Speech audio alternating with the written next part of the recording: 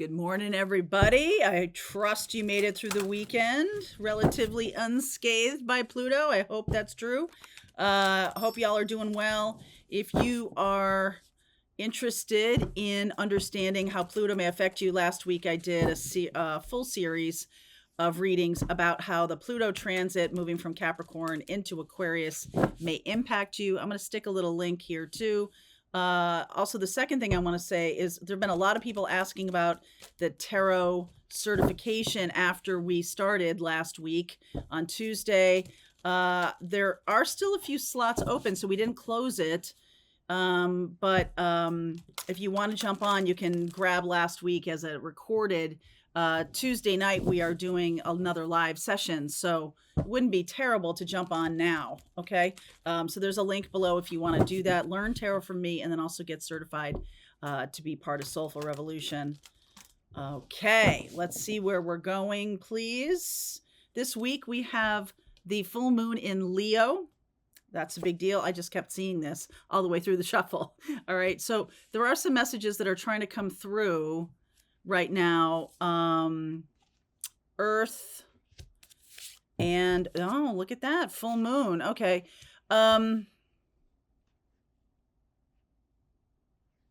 Something about grounding yourself, something also about maybe too much focus on financial stability.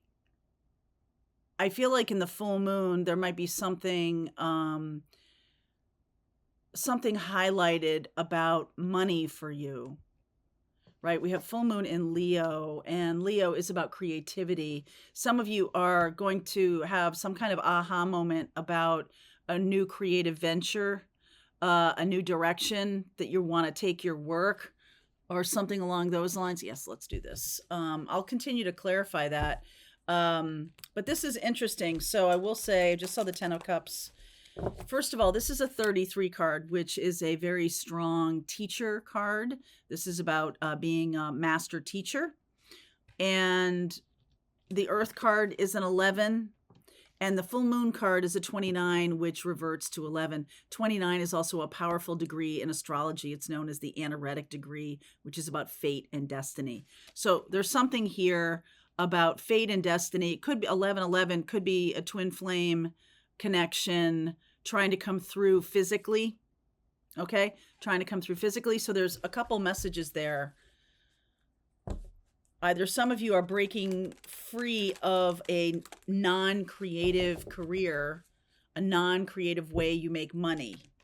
Okay, like it doesn't work anymore, or it's not going to work anymore if it's not creative. Okay, if it's sort of like routine to you and not. The cool thing about Pluto in Aquarius is you get the bigger picture, right? You pull up out of the details, which is where we've been with Capricorn for the last 15 years, right into the details. Now we're kind of see, oh, this is why all of this went on. Oh, now I understand. Okay. Queen of Cups underneath. Oh, this is why I attracted all those narcissists. No offense, Capricorn. This is why, right? This is Capricorn. We're just talking about that with Pluto and Capricorn. There's a sense of addiction, or there's a sense of being tied to something. It requires work and healing to move beyond it. I also feel like some of you have heart chakra healing. Some of you are also pretty obviously in a toxic connection. Wow. Death card. Straight to double jeopardy. Ace of Wands. Some of you are ending a toxic situation in this full moon. All right. Page of Pentacles. It's like the two things happen together. The twin flame connection comes together, and it's like very creative energy for you. Could actually be a baby, right? That's creative energy. Page of Pentacles, King of Wands. Okay, no. King of Wands, Moon. There's the moon again, and the sun. So we have the sun and moon right now opposite each other. The moon is in Leo and the sun is in Aquarius. This is Leo energy, and Leo energy is the creative energy. So it's almost like it's opposite. There's something about opposites here. Opposites attract. Some of you went into a connection because it looked good on paper. It was, that's just for somebody very specific. Something looked good on paper. And as I recall, being a Red Sox fan all these years, that whenever they say the team looks good on paper, it's like, uh-oh.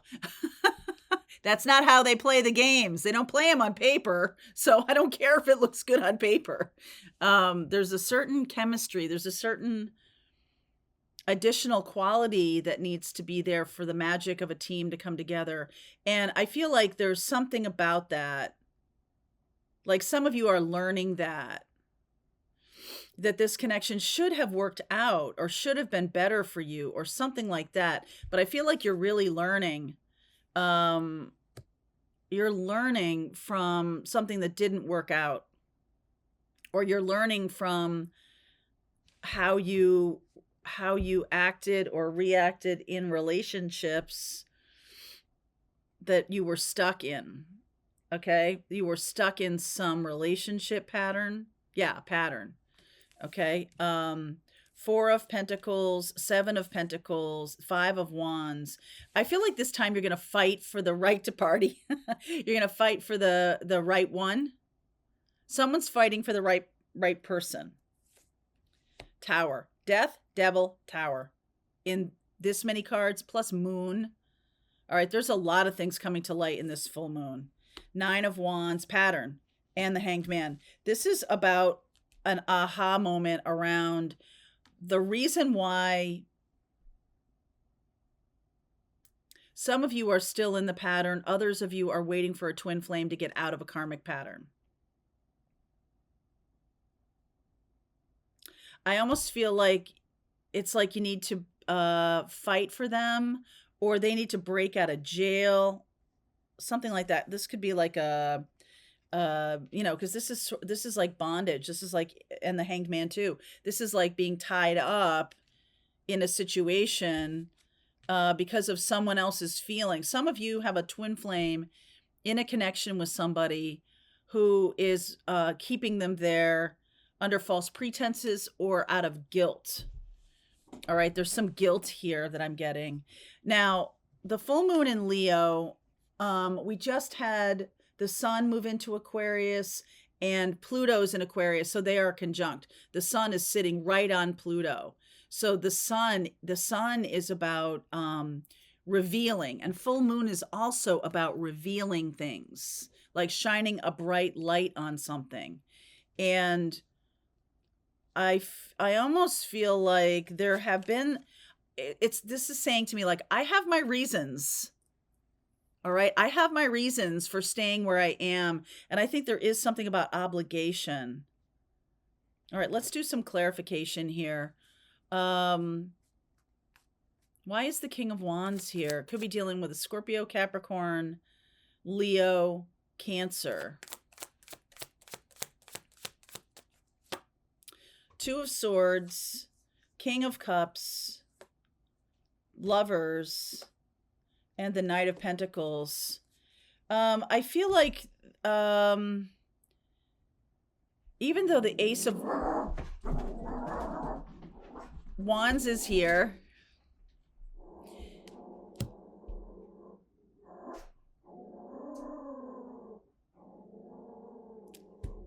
Maisie. Oh my gosh. Even though the Ace of Wands is here, I feel like there's something about you learned from the past. You learned from some kind of past situation, either with this very person or with whatever your pattern is. It's like if you've had a pattern of staying too long in a relationship, if you've had a pattern of not standing up for yourself, if you've had a pattern, there's something here about a pattern that you have absolutely cut off the decisions you've made in your life. You've cut off your intuition on top of it because you've been hamstrung by a familial belief system that says, I will stay in a marriage no matter how ugly or disgusting it gets. or how harmful it gets, or I don't know. That, believe me, that was like woo, fully downloaded through those words. Like that, those weren't the words I would choose. Um, I feel like some of you are maybe afraid of this partner. Some of you have a twin who's afraid of their partner. Somebody is tied up. Hanged man. Somebody is tied up, like they're not available, or they're unable to really see this. That's why the light needs to come through, the sun and the tower. This is also like aha moments. All right, talk to me about the tower here. What is the tower, please?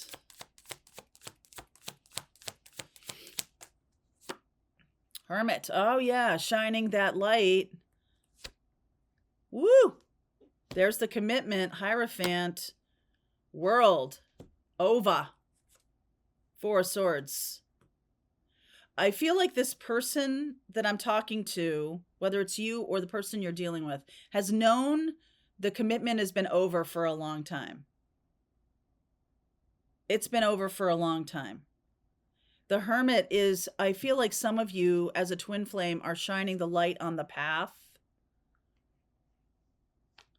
This may not be a twin flame situation at all, but this is somebody who is destined and fated to be on your path, either as a life partner, a business partner, some kind of soulmate destined here.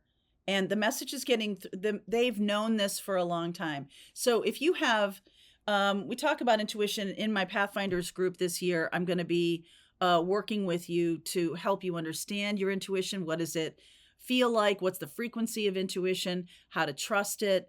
And how to unplug from situations, belief systems that are blocking it. Yeah. So if you believe that you are not intuitive, then nothing will come through that shakes that belief. Okay? There's something here about shaking the belief that you have or a person has, that this is what I have to do. This is how I have to invest my time and energy. I feel like some of you are coming on into your spiritual gifts for the purpose of shining a light on the path for people who are stuck in situations because their intuition is not available to them, because they're so plugged into a narrative about their life. This is how my life works. I'm unlucky. I don't make money. Love isn't for me. I have to stay here.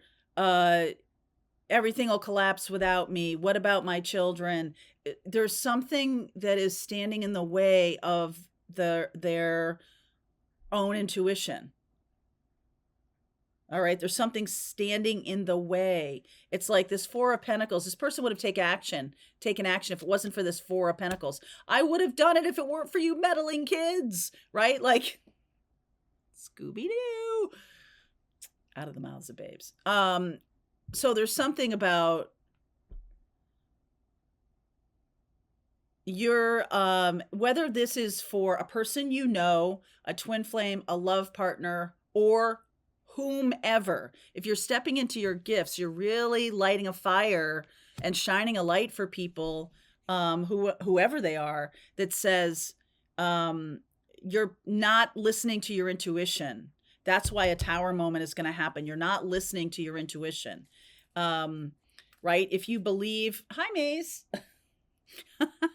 If you believe that you're not intuitive, then you won't hear your intuition. I also feel like sometimes we have these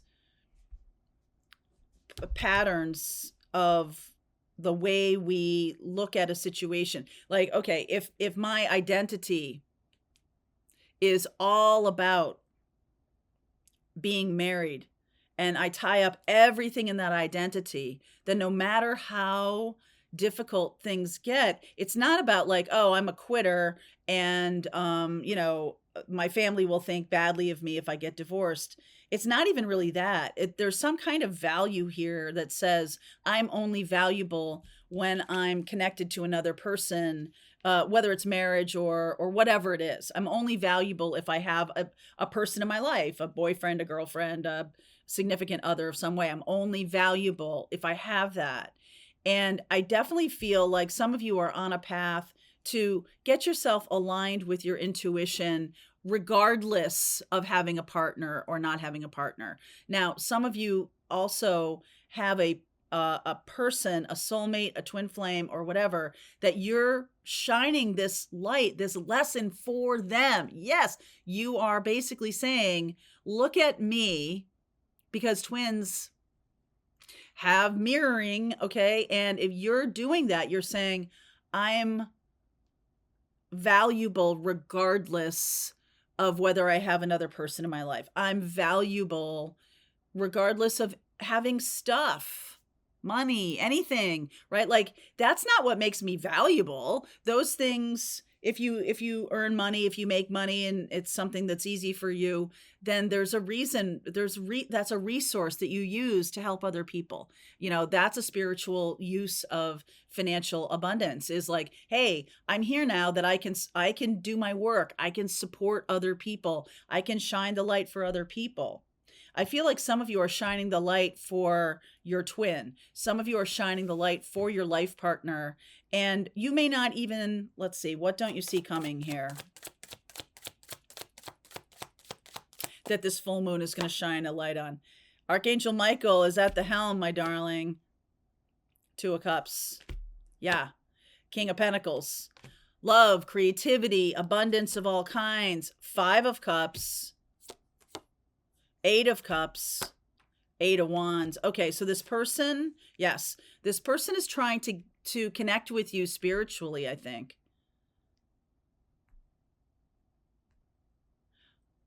I'm going to say to you, this is really interesting because as I'm doing this, I lost my phone.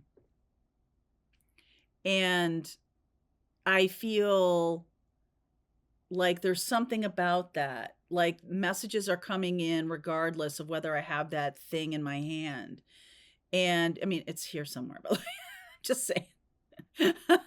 There's something about this person wants to talk to you, and there needs to be a spiritual conversation to, this person may be blocking their own intuition or blocking their way of communicating with you, and it needs to open up.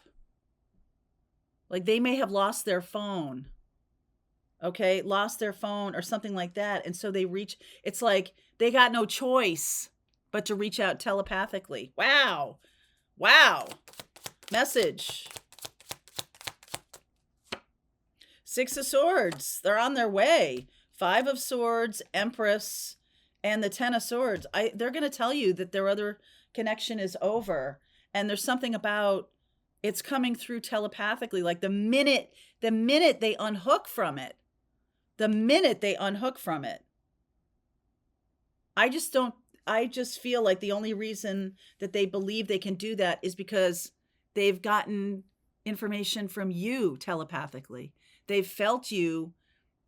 Maybe they've had some kind of, you guys have had in dreams or in overnight or something like that. Like they were open enough to hear it. They were open enough to get this message. Like if I love you, or sending healing, sending joy, whatever you're sending this person, they're getting the message. I feel like they're trying to tell you that the situation has been very rough for them, very challenging, but it's like they can't put it in their phone. Maybe it's that person is very toxic, or they're being watched or something like that.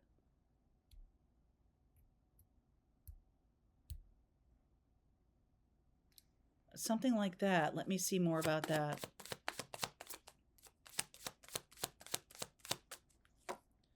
Three of Swords, Wheel of Fortune, Emperor, and the Queen of Wands. Yeah, they're going to take it. They're going to do what they need to do.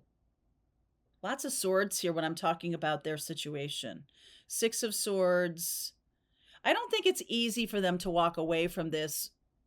Maybe that's because that's their pattern. They feel responsible for this other person, regardless of how toxic it's become. Okay, they feel responsible. But there's definitely trying some kind of message trying to come through to you. Some kind of message is trying to come through to you. So, can you telepathically, can you do the work of tuning in to this? Some of you have telepathy already with your twin. Some of you haven't experienced it without being in a dream state. Time to try. Okay. We're going to also be talking about that in Pathfinders as we go along about telepathy. And, you know, once you get yourself anchored and connected, aligned, and not all messed up with a 3D kind of construct or social kind of identities that people have put on you or you have put on yourself, then you're going to be able to get things much more clearly. So, all right, if you want to continue on with me, there's a link below. This person's trying to telepathically reach you. Interesting. All right, link is below. I'll see you over there, Pathfinders. Let's just keep going.